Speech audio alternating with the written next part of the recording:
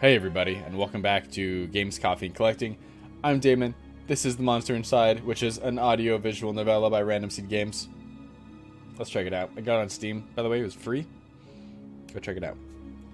If this looks fun to you. I don't know. I haven't played it yet. Start. Menu. The Monster Inside, an audio-visual novella. I just saw this. My head pounded. Ears still ringing slightly. Some of the worst nightmares I'd had in years left me feeling like I'd been punched in the jaw. But just like any other day, I dragged myself to the office. Oh, office. There was another notice on the door from Mayor Vanetti's office. Permits out of date. They didn't like me much and were trying to drown me in paperwork. It was a slow month.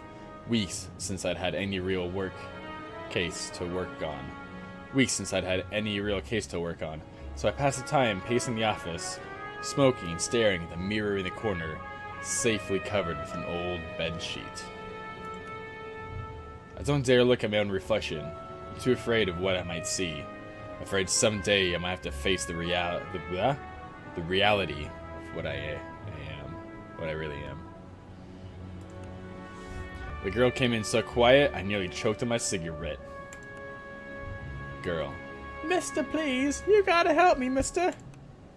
Calm down now. Sit and talk slow. You ever hear of talking first? Yeah. What can I help you with? Please, no one else will listen to me. A key? Go on. She eyed me with just a dash of suspicion as I tossed back a hand full of pills and chased them a swig of whiskey. I could tell this might take a while. Her name was Lily. Lily. She told me she was his mistress. The man all over the newspapers. The infamous banker, Mr. Reginald Farnsworth. Or like Fartsworth. Mr. Fartsworth was a drunk, philandering bastard. But this girl seemed genuinely concerned that he had recently gone missing. Less concerned about the fact that Mr. Farnsworth's life had just turned up... Oh, wife. Less concerned about the fact that Mr. Farnsworth's wife had just turned up dead in Central Park 2 nights ago. Lily. You don't understand. He just couldn't have done it. He hated his wife, but he couldn't have killed her. Everyone thinks it was him, and no one believes me. He's gotta be in trouble. I ain't saying I believe you, but what makes you think he's in danger? The case looks pretty simple to me. Well, mister, Jack. You can just call me Jack. Jack Daniels. Jack? Whoever did that to his wife must have been the one who took him. He would never left without me. He promised me. I'm sure Mr. Farnsworth promised this poor girl a lot of things. Lily. Please, the cops won't listen to me, and they want to bring him in on charges. You gotta prove it wasn't him before they find him. Honestly, I doubt they're in too much of a hurry. My kid is playing upstairs loudly, I might add. Farnsworth had practically the entire police force in his deep pockets. Probably why they hadn't found much yet. If they found him and brought him in, it would be due to public pressure. Sometimes a mob with pitchforks is more dangerous than one man with money. You've got my curiosity, but you might not like what I find. I can help you. We'll get to the bottom of it. Don't you worry now. I'll go that one. The first one. Oh, thank you, Mr. Jack. Thank you. But please, be careful. I don't think this was just any murderer or kidnapper. I think it was a beast. Beast. The word struck me funny. Like when you jar your elbow on a hard corner. Not a word many use these days, except in hushed whispers and bedtime stories for children. Oh, they were real enough, all right. They just got better at hiding, controlling their unseemly urges. But I hadn't seen any monsters in nearly 15 years, back when I was still a cop myself. Well, that's definitely an interesting theory. I can help you. We'll get to the bottom of it. Don't worry now. Leave the detective work to me. Let's not jump to conclusions here. Yeah, let's go that one. I just have a feeling about it. Something tells me you can get to the bottom of it. You're good at this sort of thing. Sure, can't you see how busy I am with these cases of expired permits and stuff? I replied a little too harshly. Sarcasm was my strong suit. I reassured her some more and sent her on her way. I didn't want to scare her, but I warned her before she left to keep her doors locked and call me if she saw anything suspicious. I didn't know if she was in any danger herself, but better safe than sorry. That night, I made my way down to Central Park. That was weird. That night, I made my way down to Central Park. It was a long shot, but maybe there was something there the cops had missed. Next chapter. The scene was already picked clean by the cops days ago, but I got a knack for finding the things others overlook. Oh. A knack. More of a symptom of a condition. Other, less useful symptoms I kept in check, but for the time being, my keen sense of smell would come in handy. He's a beast! It was faint, but I could smell it before I even approached the police line. The scent was less of a thing and more of an emotion, a feeling, an urge. Seduction. Oh, I was right. Seduction. A strangely familiar smell. I expected a scent of trepidation, or maybe even outright fear, but Mrs. Farnsworth seemed to have been at the height of pleasure when she left this world. Brought new meaning to a crime of passion. Pushing the thought from my mind, it was time to get down to business. Investigate the scene. Yeah, let's check this out. Muddy footprints everywhere. Difficult to pick out anything from the prints the cops left behind in their haste. Obviously this thing, but cops don't wear $2,000 pairs of Carquinos, whatever those are. It looked like Mr. Farnsworth was there that night, and walked away on his own 2 feet. Who does the dirty in the middle of like a park, like walkway? Especially when there's a bench like right next to you, you know? Have some decency. Okay. A burn mark on a nearby tree caught my eye. I ran my finger along its length and felt a chill go down my spine. This wasn't just any burn mark. This was the mark of an ancient magic. It's doubtful the cops would have picked up on it. Could Lily have been right? Something unnatural was at play here.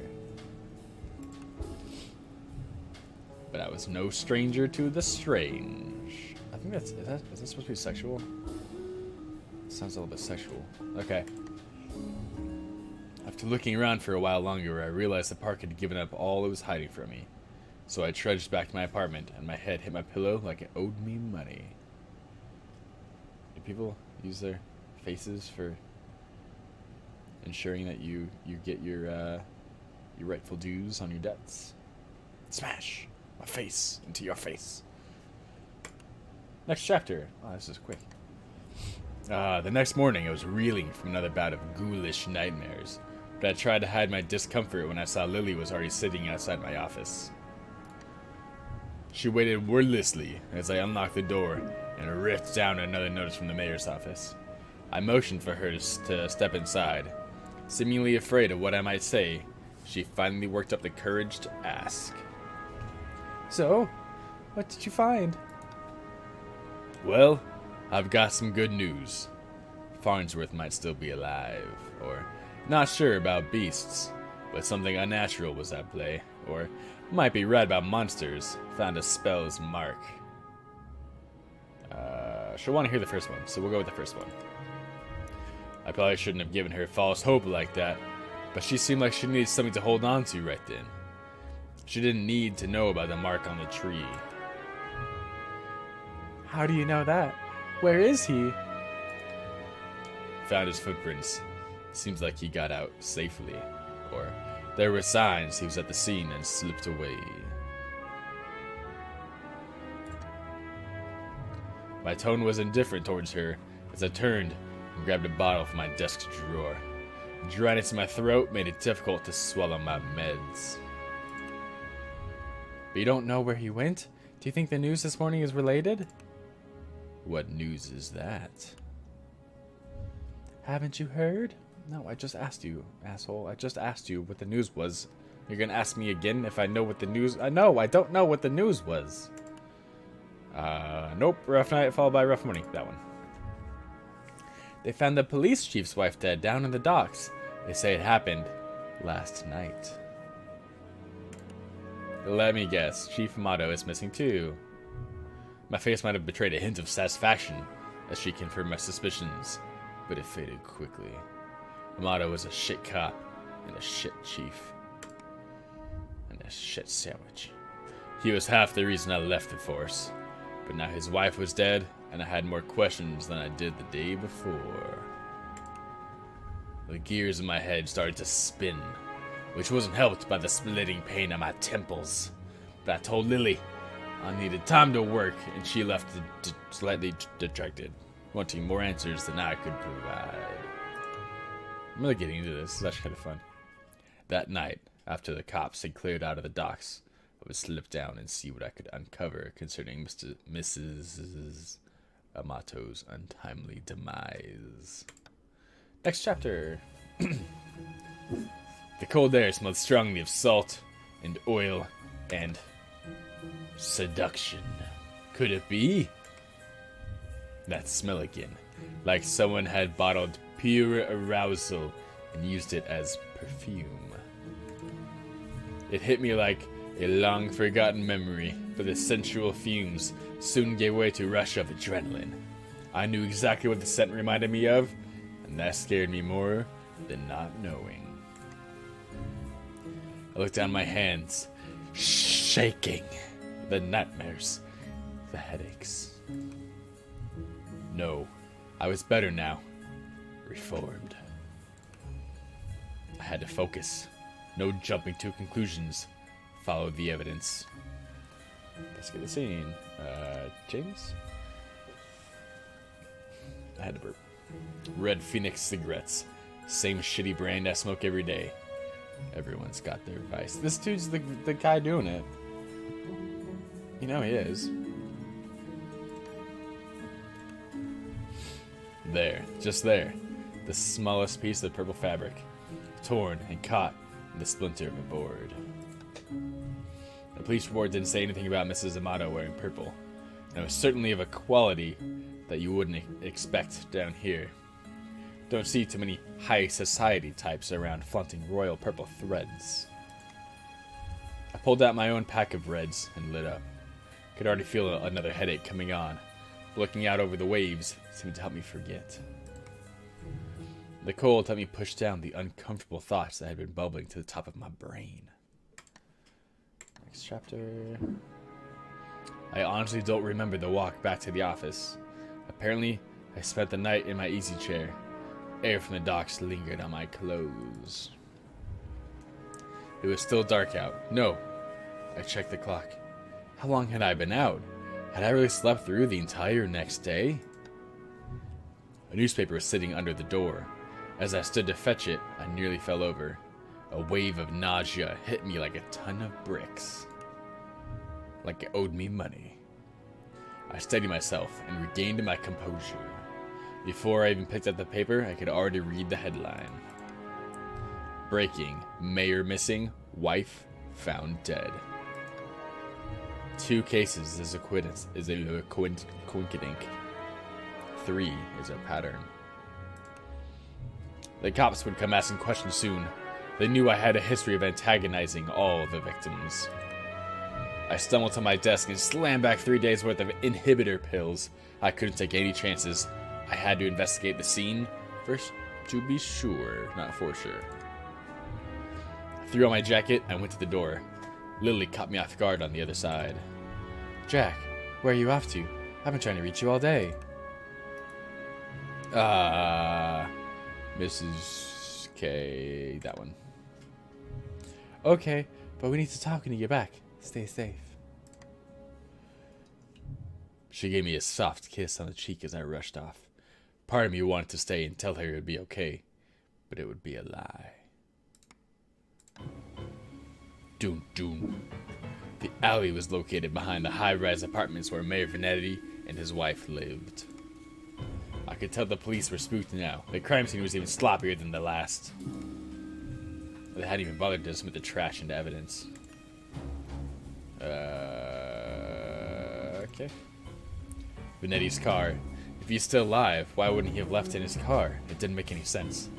I honestly wasn't too motivated to find him, but the stakes were too high, and my bet was edging towards the unthinkable. Why wouldn't they at least look through the dumpster? It seemed untouched. No one wants to do the dirty work. But I know how to find the good stuff. It really doesn't take long if you know what to look for. Lightweight bags usually mean someone is dumping documents. If you're lucky, they didn't bother to shred them. Jackpot. Shell companies, shady stock trades, bribes. I knew Mayor Vanetti was crooked, but this was unbelievable. And there was more. Letters between Mayor Vanetti and Chief Motto, talking about me. How they were trying to get me shut down. They didn't like me snooping around crime scenes all the time. Well, they weren't here to stop me snooping around this one. As I searched around for anything that might assuage my fears, I caught the scent again. I won't say it. It overwhelmed my other senses with undulating pleasure. It was intoxicating. Weapon used on the weak-willed. Weapon I knew all too well, though it had been many years since I had used it. Was there another like me? Was I being framed? No, dude, you did it. It wasn't possible, was it? I was taking my inhibitors. I was reformed. But the nightmares, the headaches, the memory lapses. I couldn't even trust myself. I started walking back out the alley when something shiny caught my eye. A watch. Not just any watch, though. I bet he says my watch. Watch this. He's gonna say, my watch. I called it my watch. How long had my wrist been bare? Surely I just dropped it when I first came down the alley. I checked the time before I left the office. Hadn't I? Or had I used the wall clock? I couldn't be sure. I couldn't be sure of anything. So I ran. I don't know why I ran back to the office. The cops would probably show up any minute to knock the door down and cart me away. They would put it together before long. Maybe it would be best for everyone if I was simply face my own reflection. But Lily was still there waiting for me. Jack, what's wrong? You look like you've seen a ghost. Not a ghost. A beast. My own ghost. Come back to haunt me from the past. You're not making any sense, Jack. Come sit down. You don't understand. You're not safe around me. I took a good last look at her as I prepared to shove her out the door. I noticed she was wearing the same thing she had when she first came to my office 3 days ago. A beautiful purple dress. Odd that I hadn't really noticed it before, but it made her seem out of place, out of time. And it was frayed around the edges, torn in places. My chair caught my fall as my knees failed me. It was you. You are the monster. Succubus. Oh, Jack. We are one and the same, you and I. We are both monsters. I'm simply more honest with myself. There's no such thing as reformation. Those pills you take only make you dull. Beasts like us should never suppress our true natures as you have, incubus. Those men were probably dead too, now, I figured. She probably took them to her lair and harvested their seed. So, you've done all this just to wake me up? You could say that, though it seemed enough to just have you doubt yourself. You believed you were still capable of such horrors, which means deep down, you probably are. You can't escape it. Now I need you to complete the deed. You took my watch. Messed with my head. Oh, don't act like I didn't do you a favor. Those men hated you and wanted you gone, and now they are gone. I mustered the strength to stand again, moving casually to the window by the corner. She was right about one thing. I was dull, weak compared to her. If I refused her and she attacked me, I was a dead man. I had to keep her talking. I've never met a succubus who seduces and kills women. Oh, please. Such a 14th century stereotype. I don't discriminate when it comes to pleasures of the flesh. But I do still need an incubus like yourself to take the tainted seed I've harvested from those awful men and planted among the fertile masses for me. I'm tired of draining my lovers just to survive. I'm ready to settle down and start a family. That maniacal laughter. I positioned myself carefully, making sure she was looking my direction. Sorry, but I'm not your guy. With a quick flick of my wrist, I whipped the old bedsheet off the corner mirror. Lily was blinded by her own reflection and sucked into the mirror with a painful, monstrous scream. Trapped. Shielding my own eyes, I pulled a revolver from my desk side drawer, aimed it at the mirror, and fired.